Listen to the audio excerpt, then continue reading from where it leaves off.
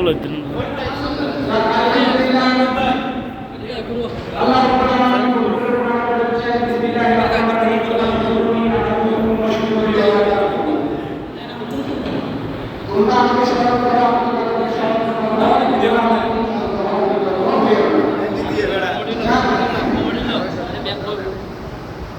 আজকে জুমার নামাজের পর থেকে দীর্ঘ মিটিংয়ের পর শুরুতে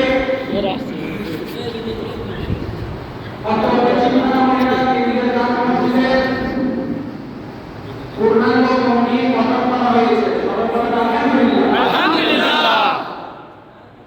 আপনারা সবাই জানার বিষয় উপস্থিত হয়েছেন। কেননা এখনো পর্যন্ত তারা মুখের ভাড়া না দিয়ে মসজিদের আমাদেরকে সময় দিয়েছেন, সেজন্য শুকরিয়া জ্ঞাপন করছি। সবাই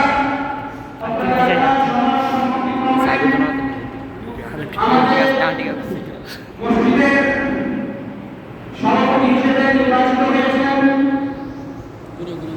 সকলের পরিচিত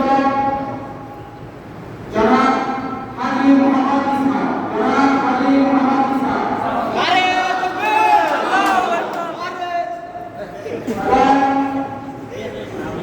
সিনিয়র সহসভাপতি হিসেবে নির্বাচিত হয়েছেন জনাব হাজী মোহাম্মদ আলম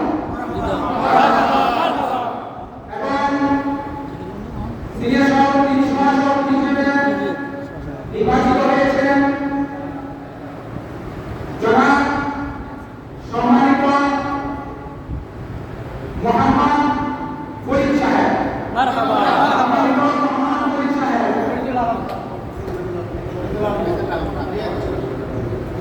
জাহাঙ্গীর